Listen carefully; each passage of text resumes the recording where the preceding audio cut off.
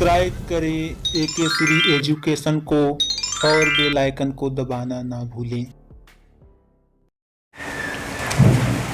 Hello दोस्तों, स्वागत है आप सभी का हमारे YouTube channel AK Shri education में। दोस्तों आज हम लोग एक ऐतिहासिक क्लास लेने जा रहे हैं जो कि बहुत ही इंपॉर्टेंट है। परीक्षा के दृष्टिकोण से देखा जाए तो आज की टॉपिक सबसे इंपॉर्टेंट है और हर एग्जाम में सबसे ज़्यादा पूछा जाने वाला जो प्रश्न है वह यहीं से आता है। तो चलिए वीडियो को शुरू करते हैं ज़्यादा समय न लेते हुए। यदि आप हमारे चैनल पर नए हैं तो दोस्तों चैनल को सब्सक्राइब करें, लाइक करें और कमेंट करना न भूलें। हाँ, बेल आइकन को दबाना ना भूलें। एक बार दबाइए, दो बार दबाइए, तीसरी बार भी दबाइए, चौथी बार मत दबाइएगा, ठीक है। चलिए, तो सबसे पहले हमारे जो कवियों के काल का विभाजन है, यानी जो काल है उसको 3 भागों में बांटा गया है। कितने भागों में बांटा गया है? 3 भागों में। पहला है आदिकाल, दूसरा है मध्यकाल, तीसरा है आधुनिक काल। आदिकाल, मध्यकाल और आधुनिक काल, ठीक है। तो सबसे पहले हम आदिकाल को जानते हैं कि 650 ईस्वी से लेकर के 1350 ईस्वी तक माना जाता है। दूसरा है आपका मध्यकाल। मध्यकाल जो होता है 1350 से 1850 ईस्वी तक यह माना जाता है। इसके बाद तीसरा आपको दिखाई दे रहा होगा 1850 से अब तक यह आधुनिक काल माना जाता है। तो मेरे प्यारे दोस्तों, साथियों, तो वीडियो अगर आपको अच्छा लगे तो आप इस वीडियो को लाइक करें, कमेंट करें और शेयर जरूर करिएगा दोस्तों। आगे इस आदिकाल को हम 3 भागों में डिवाइड करते हैं। पहला जो है, एक होता है रासो, बहुत इंपॉर्टेंट है दोस्तों। हम बहुत सारे एग्जाम को मैंने दिया है, ज्यादातर क्वेश्चन यहाँ रासो से आता है। अभी मैं बताता हूँ आगे रासो, धार्मिक और लौकिक। तो जो धार्मिक होता है, धार्मिक जो होते हैं आपके 3, कौन कौन से? सिद्ध हो गए, नाथ हो गए और जैन हो गया। सिद्ध, नाथ, जैन। तो यहाँ पर आपको सबसे इंपॉर्टेंट चीज़ जो रासो होता है दोस्तों, जो रासो होता है यहाँ पर आप देखेंगे यह एग्जाम में पूछा गया है। आप भी अगर परीक्षा की तैयारी किए होंगे या एग्जाम दिए होंगे तो आपको पता होना चाहिए कि सबसे ज़्यादा क्वेश्चन किया गया घुमा फिरा करके। पृथ्वीराज रासो किसके द्वारा लिखा गया दोस्तों? चंद्रबरदाई। परमाल रासो जगनिक। हमीर रासो सारंगधर। विजयपाल, जिसको खुमार रासो के भी नाम से जाना जाता है, तो किसका है ये? दलपति विजय का है। बिसल रासो नरपति नाल का है। विद्यापति किसकी रचना है? कीर्तिलता, कीर्ति पताका और पदावली, ठीक है। इतनी रचनाएं हैं जो आपके आदिकाल रासो से रिलेटेड हैं। और जितना भी सब लिखा गया है सब ब्रज भाषा में लिखा गया है। कौन सी भाषा में लिखा गया दोस्तों? ब्रज भाषा में लिखा गया है, ठीक है। अब बात क्वेश्चन यहाँ आती है, आदिकाल को बहुत सारे लोगों ने बहुत कवियों ने इसका निम्न तरीके से, मतलब काफी अन्य तरीकों से नाम दिया है। जैसे आप यहाँ पर दिखाई दे रहा होगा आपको, हजारी प्रसाद द्विवेदी ने आदिकाल को आदिकाल के नाम से जाना जाता है। रामचंद्र शुक्ल ने आदिकाल को किस नाम से बोले हैं? वीरगाथा काल से। और राहुल सकृत्यान ने आदिकाल को कौन सा नाम दिया है? सिद्ध सामंत काल के नाम से जाना जाता है। इसके बाद आपको दिखाई दे रहा होगा गणपति चंद्र आदिकाल को किस नाम से जाना जाता है? आरंभिक काल के नाम से बताया है। मिश्र बंधु ने आदिकाल को प्रारंभिक काल के नाम से बताया है। महावीर प्रसाद द्विवेदी ने आदिकाल को कौन सा काल का है? ये बीज वपन काल। ये बहुत ही इंपॉर्टेंट है दोस्तों, ये एग्जाम में किया गया है, क्वेश्चन ये पूछा गया है। और महावीर प्रसाद द्विवेदी ने आदिकाल को किसके नाम से जाना जाता है? बताया है, बीज वपन काल। इसके बाद आप लास्ट देख रहे होंगे, जॉर्ज गियर्सन ने आदिकाल को कौन सा नाम दिया है? चारण काल के नाम से दिया है, ठीक है। बहुत ही इंपॉर्टेंट है दोस्तों, आज वीडियो में बहुत ही मजा आने वाला है। आप वीडियो को तक लास्ट तक बने रहिएगा दोस्तों, ठीक है। इसके बाद बात करते हैं दोस्तों हिंदी का जो प्रथम महाकाव्य है वो पृथ्वीराज रासो चंद्रबरदाई है। इसको किस भाषा में लिखा गया है? तो इसको एक लिखा गया डिंगल और पिंगल, 2 भाषाओं में इसको लिखा गया। डिंगल व पिंगल की भाषाओं में लिखा गया है दोस्तों, ठीक है। और हिंदी का प्रथम महाकाव्य कौन सा है? हिंदी का प्रथम महाकाव्य ये आपको याद रखना होगा, पृथ्वीराज रासो और चंद्रबरदाई, याद रखिएगा। आगे बात करते हैं हम लोग मध्यकाल। किस नाम से जाना जाता है? मध्यकाल के नाम से जाना जाता है। चलिए, मध्यकाल को 2 पार्ट में डिवाइड किया गया है, एक भक्ति काल, दूसरा रीतिकाल। क्या है दोस्तों? एक भक्ति काल है और दूसरा रीतिकाल है। जो भक्ति काल होता है इसको पूर्व मध्यकाल कहते हैं, और जो रीतिकाल होता है उसको उत्तर मध्यकाल के नाम से जाना जाता है। कौन सा? पूर्वी मध्यकाल, उसको उत्तर मध्यकाल के नाम से जाना जाता है। ठीक है, चलिए बात करते हैं भक्ति काल की। जो भक्ति काल होते हैं इसके दो भाग कौन कौन से? एक सगुण होता है, दूसरा क्या होता है दोस्तों? निर्गुण होता है। इस टॉपिक में मैं केवल कवियों के बारे में बताऊंगा कि किस काल में कौन कौन से कवि हैं और कौन किसके अंतर्गत हैं। बाकी नेक्स्ट वीडियो में आपको एक एक कवि के बारे में पूरी रचनाएं, उनकी पूरी इतिहास में बता दूंगा। और आप मेरे हिंदी के वीडियो, इंग्लिश की वीडियो, यहाँ तक कि आप मैथ के, रीजनिंग के भी आप लोग को सब्जेक्ट मिलने वाले हैं, विषय मिलने वाले हैं, तो आप हमारे वीडियो को जरूर देखें और आपको समझ में जरूर आएगा दोस्तों। आपको इस तरीके से मैं आपको बताऊँगा कि आपको परीक्षा में कभी भी बैठेंगे तो आपको समस्याएँ उत्पन्न नहीं होंगी। तो बात करते हैं भक्ति काल को। एक होता है सगुण। क्या होता है दोस्तों? सगुण। तो सगुण जो होता है, सगुण के अंतर्गत दो धाराएं आती हैं, एक ज्ञान मार्गी और एक होता है प्रेम मार्गी। जो ज्ञान मार्गी के अंतर्गत होते हैं कवि, उनको बोला जाता है संत। क्या बोला जाता है दोस्तों? संत। और जो प्रेम मार्गी के लोगों को तो उनको क्या बोलते हैं? सूफी बोलते हैं। जो लोग ज्ञान में विश्वास रखते हैं, जो देवी देवताओं पर विश्वास नहीं रखते, जिसे बोलते हैं कि नास्तिक, वो लोग जिन पर विश्वास नहीं करते वो ज्ञान मार्गी के अंतर्गत उनको रखा गया। जैसे कबीर, गुरु नानक, रैदास, ये लोग किसके अंतर्गत हैं? संत कवि के अंतर्गत हैं। ठीक है, इसका प्रेम मार्गी के अंतर्गत कौन कौन है? जैसे जायसी हैं, कुतुबुन है, नूर मोहम्मद है, मुल्ला दाऊद है ना। तो चलिए आपको यहाँ सबसे बड़ी बात है कि मैंने आपको ट्रिक से याद करवाया है। नीचे देखेंगे आप कि आपको जैसे क्या है कि ना, आपको याद करना होगा। तो सगुण जैसे क्या दिया गया है, ज्ञान मार्गी के अंतर्गत जो है आपको।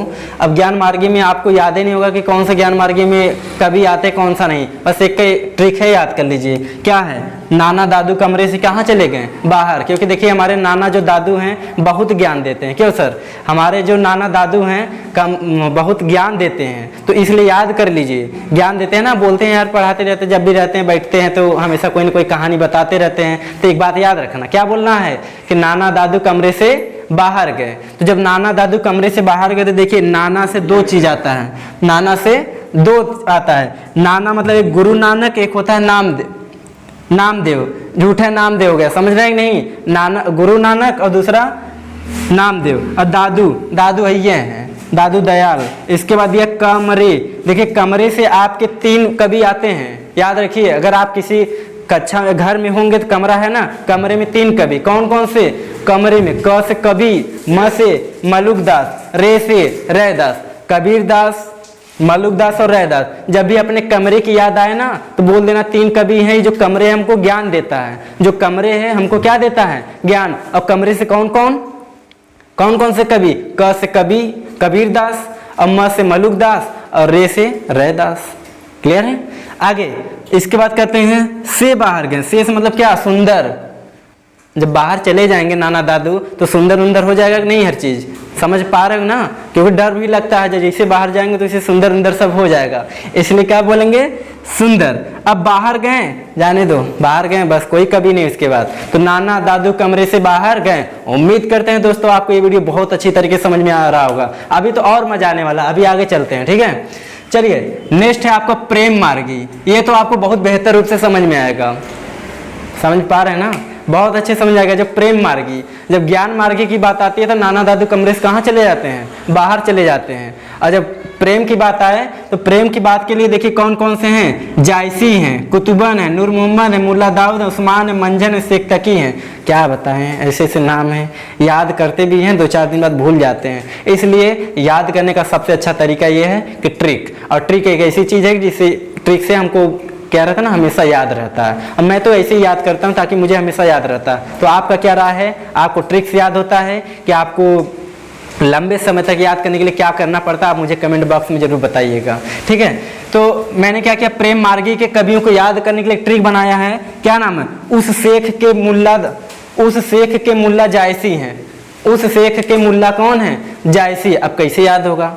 अब समस्या हो रही है कि प्रेम मार्गी के अंतर्गत क्या आ जाए। जैसे प्रेम रोम जब किसी को हो जाता है तो वो कहीं न कहीं जाता है मिलने उलने के लिए, तो मिलने उलने के लिए जाता है दोस्तों जैसे आप लोग कभी कभार अगर मिलने के लिए चले जाते हैं तो होता क्या है कि भैया जाना मत, क्योंकि क्या है उस शेख के मुल्ला कौन है, जायसी है।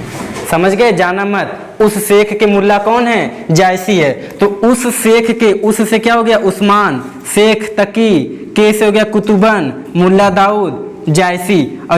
और एक मुल्ला से आपको बता दें यहाँ दो चीज आता है, एक मुल्ला एक मंझन आते हैं, ध्यान दीजिएगा। तो एक मुल्ला आते हैं, दूसरा क्या आते हैं, मंझन। ये जो जायसी है ये सबसे महत्वपूर्ण है। जो आप पद्मावती या पद्मावत देखे होंगे ना, पहले एक मूवी निकली थी पद्मावती, उसको हटा करके क्या कर दिया गया, पद्मावत कर दिया गया। तो चलिए वो हम कवियों के जो रचनाएं हैं उसको मैं अच्छी तरीके से बाद में बताऊंगा, लेकिन आपको क्या करना है, और जो प्रेम मार्गी के प्रवर्तक कवि हैं, प्रवर्तक कवि जो मेन है जिनको माना जाता है वो कौन है दोस्तों, साथियों बताइए, जायसी हैं। कौन है, जायसी का पूरा मलिक मोहम्मद जायसी। इसके बाद ज्ञान मार्गी के जो प्रमुख या प्रवर्तक कवि हैं वो कौन है, कबीर है। समझ में आ रहा है दोस्तों। तो दो, एक ज्ञान मार्गी हो गया, दूसरा प्रेम मार्गी। ज्ञान मार्गी का मतलब समझ गए ना, नाना दादू कमरे से बाहर गए। दूसरा प्रेम मार्गी, भाई मत जाओ, उस शेख के मुल्ला कौन है, जायसी हैं। क्लियर हो गया। और जो जायसी हैं वो प्रवर्तक कवि हैं, और ज्ञान मार्गी के कौन है, कबीर हैं। चलिए दोस्तों निर्गुण की बात करते हैं। किसकी बात करते हैं, निर्गुण की। अब निर्गुण में सबसे पहले आपको दो बातें आती है। एक आते हैं राम काव्य, जो बात होती है ना, एक राम की बात होती है, दूसरे किसकी बात होती है, कृष्ण की। कुछ ऐसे कवि हैं जो राम के भक्त हैं, कुछ लोग ऐसे हैं जो कृष्ण के भक्त हैं। लेकिन सही बताएं तो ये लोग दोनों ही हैं, बस क्या करें, लोगों की लीला, इन दोनों की लीला क्या है, अलग अलग है। समझ रहे हैं ना। तो देखिए, तो राम काव्य, दूसरा क्या हो गया, कृष्ण काव्य। तो राम काव्य के अंतर्गत जो कवि हैं तुलसीदास है, अग्रदास है, प्राणचंद है, रामानंद है, ईश्वरदास है, केशवदास है। दरअसल आप नाम याद रखेंगे तो इस तरीके से आपको याद रखना पड़ेगा, और नहीं याद रखना पड़ेगा तो ये हम नीचे लिखे हैं ना, नीचे देख रहे हैं कि नहीं देख रहे हैं, क्या लिखा है, जो ट्रिक दिया गया है, तूने ईश्वर राम का नाम कब लिया, तूने ईश्वर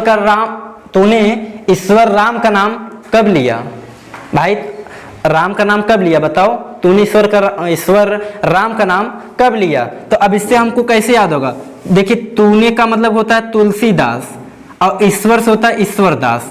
दो कवि याद हो गए। तूने का मतलब तुलसीदास, ईश्वर मतलब ईश्वरदास, है ना, यहाँ मैंने लिखा भी है। और राम का जो होता है दोस्तों रामानंद होता है, ये थोड़ा गलत लिखा गया है, रामानंद होता है। इसके बाद यहाँ पे नाम, जो नाम लिखा गया है, नाम से होता है नाभादास। क्या होता है दोस्तों, नाभादास। कब लिया, यहाँ क से होता है केशवदास होता है। क्या होता है दोस्तों, केशवदास। तो फिर से सुनिए, जैसे अगर राम काव्य जो होता है, राम काव्य का अगर कवियों के नाम याद करना तो बस इतना याद रखिए, तो तूने ईश्वर राम का नाम कब लिया, तूने ईश्वर राम का नाम कब लिया। तो तूने से क्या हो जाएगा, तुलसीदास, राम से क्या हो जाएगा, ईश्वर का हो जाएगा ईश्वरदास, और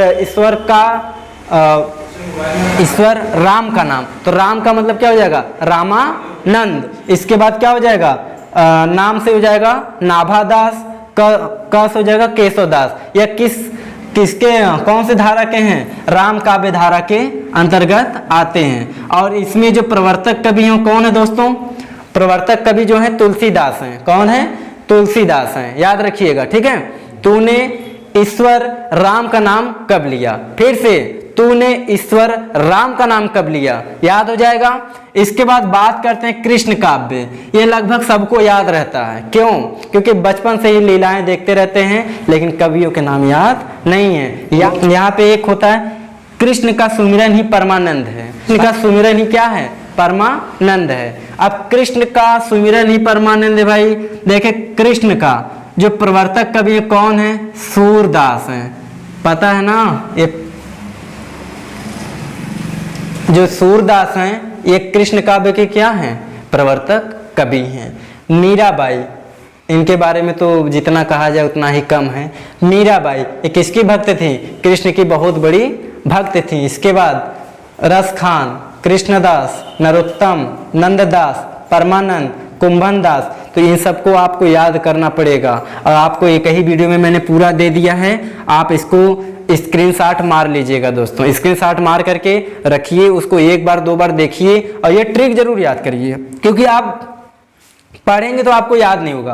आप ट्रिक याद करके रखिए। जैसे ज्ञान मार्गी के अंतर्गत पता चला ना कि नाना दादू कमरे से बाहर गए, और इसके बाद आपको मिल गया प्रेम मार्गी के अंतर्गत प्रेम मार्ग, उस मुल्ला के, उस शेख के मुल्ला कौन है, जायसी हैं।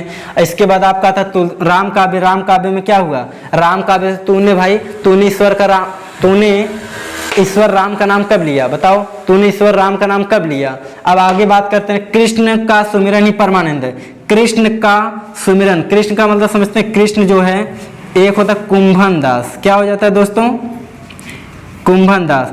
और एक आपका हो जाए सुमिरन, सु से होता है सूरदास, ठीक है, और मी से होता है मीरा, ठीक है, मी से क्या हो जाता है मीरा, और नंद से क्या हो जाएगा नंददास, क्या हो जाएगा मित्र, नंददास हो जाएगा, ठीक है।